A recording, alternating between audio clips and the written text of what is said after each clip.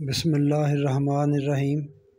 السلام علیکم، میں منیر شاکر۔ بات کرتے ہیں قرآن کی جنت کا حصول۔ قرآن کے ذریعے جنت کس طرح ملتی ہے اور روایات کی جنت کا حصول۔ روایات جنت کیسے دیتی ہیں۔ قرآن کا بتایا ہوا حصول جنت کا طریقہ اور راستہ۔ روایات کا بتایا ہوا جنت حاصل کرنے کا طریقہ یا راستہ۔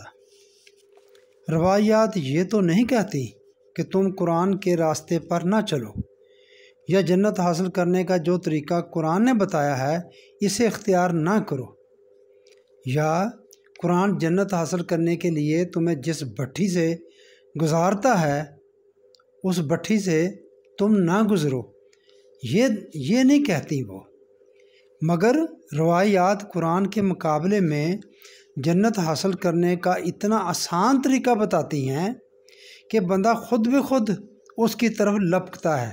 جو روایات طریقہ بتاتی ہیں، انسان سہل پسند، آرام پسند، آسانیوں کی طرف جانے والا واقع ہوا ہے۔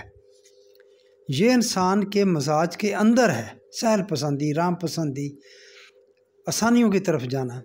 جنت کے حصول کے لیے روایات کے بتائے ہوئے طریقوں سے قرآن خود بخود پس پشت چلا جاتا ہے۔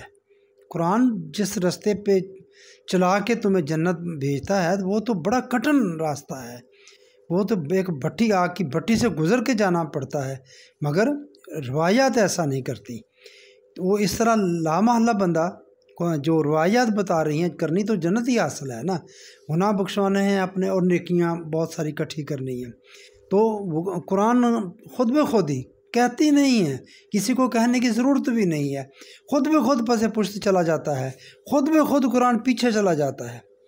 روایات کے مطابق جب چند کلمات دہرانے سے آپ کو اتنا ثواب مل جائے کہ زمین و آسمان کے درمیان جتنا خلا ہے وہ پر ہو جائے، اتنا ثواب ہے، اور اس خلا کا ابھی تک کوئی پتہ نہیں چلا کہ اس کے حدود کیا ہیں، اس کا اینڈ کیا ہے۔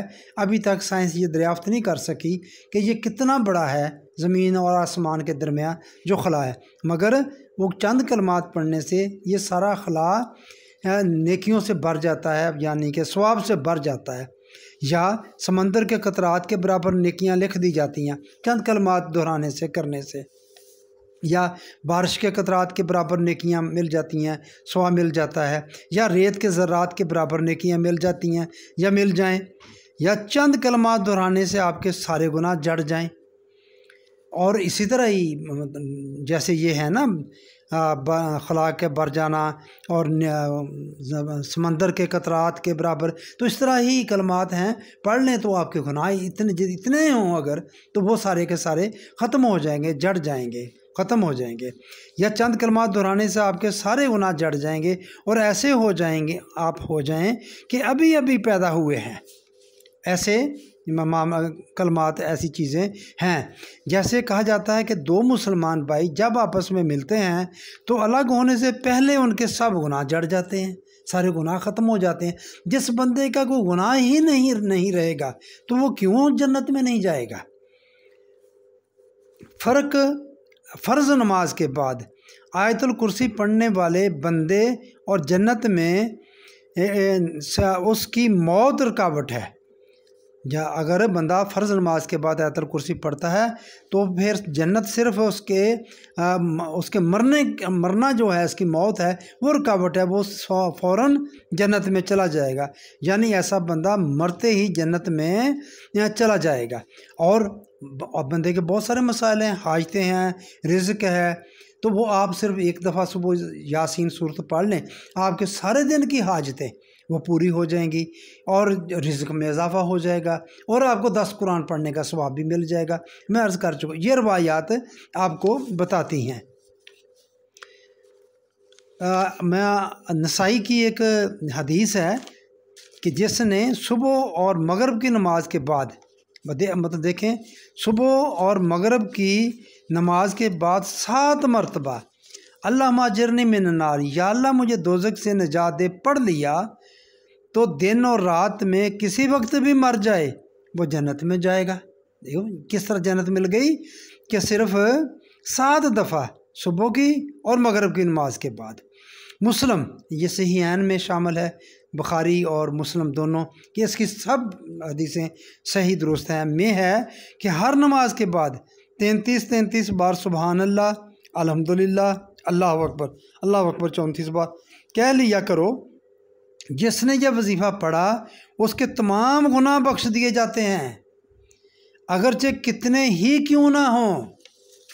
یہ روایات آپ کو اس طرح آپ کی نیکیوں کے ڈھیر لگتے ہیں، اس طرح گناہ جڑتے ہیں، اور اس طرح آپ کو جنت مل جاتی ہے۔ مگر ان روایات کے مقابلے میں ذرا قرآن کو دیکھیں۔ میں 2-3 آیات آپ کے سامنے عرض کر دیتا ہوں ان کا مفہوم۔ یہ سورہ عنکبوت کی 2 اور 3 نمبر آیات ہیں، تو ان کا کیا مفہوم ہے؟ کیا لوگوں نے یہ گمان کر رکھا ہے کہ ان کے صرف اس دعوے پر ہی کہ ہمیں مان لائے ہیں، ہم انہیں نہیں جانچیں گے، ہم انہیں مصائب اور اجتماعی اور قومی مفادات پر ذاتی مفادات کی قربانی کے بغیر آزمائے ہوئے ہی چھوڑ دیں گے؟ یعنی کہ ہم مان لائے ہیں اور ہم انہیں بغیر آزمائے ہوئے ہی چھوڑ دیں گے؟ یہ سوال کر رہا ہے قرآن۔ کیا لوگوں نے یہ گمان کر رکھا ہے؟ ان سے اگلوں کو بھی ہم نے خوب جانچا۔ اللہ کا یہ طریق رہا ہے کہ اور وہ اس طرح جانچ پرکھ کر سچوں اور جھوٹوں کو لوگوں پر واضح کر دیتا ہے۔ یہ عنکبوت کی 2 آیات 2 اور 3 ہے کہ لوگوں نے کیا یہ گمان کر رکھا ہے کہ ایسے ہی بس ان کو چھوڑ دیا جائے گا۔ اور یہ سورہ توبہ کی 111 نمبر ہے، بے شک اللہ نے مسلمانوں سے ان کی جان اور مال جنت کے عوض خرید لیے ہیں۔ یہ اللہ سے سودا کر لیا مسلمانوں نے، مومنوں نے، کہ یہ اپنی جان دیں گے، مال دیں گے۔ قرآن تو اس طرح جنت آپ کو دیتا ہے، اس طرح سودا کرتا ہے۔ اور ایک اور آیت، یہ سورہ بقرہ کی آیت نمبر ہے 214، کیا تم یہ گمان کیے بیٹھے ہو کہ جنت میں چلے جاؤ گے؟ وہی بات، حالانکہ ابھی تک تم پر وہ حالات نہیں آئے جو تم سے اگلے لوگوں پر آئے تھے، یعنی کہ جو پہلے گزر چکے ہیں ان پر آئے تھے۔ انہیں بیماریاں اور مصیبتیں پہنچی اور وہ یہاں تک جھنجھوڑے گئے کہ رسول اور اس کے ساتھ کے ایمان والے کہنے لگے، جو اس وقت کے رسول کہنے لگے کہ اللہ کی مدد کب آئے گی؟ سن رکھو کہ اللہ کی مدد قریب ہے۔ یہ حال ہو گیا ان کا، جھنجھوڑے گئے، ہلا دیے گئے۔ تو بھائیو، یہ قرآن تو اس طرح جنت دیتا ہے۔ آپ خود ذرا تقابلی جائزہ لے لیں، میں زیادہ بات نہیں کروں گا، میں نے کر دی جتنی بات کرنی ہے۔ ناراض ہوتے ہیں لوگ جنت کے حصول کے لیے، اس طرح جنت کے حصول کے لیے قرآن خود بے خود بندے سے چھوٹ جاتا ہے، کہنے کی ضرورت نہیں پڑتی، خود بے خود قرآن بندہ چھوڑ دیتا ہے، وہاں جانے کی ضرورت ہی نہیں رہتی، حاجت ہی نہیں رہتی۔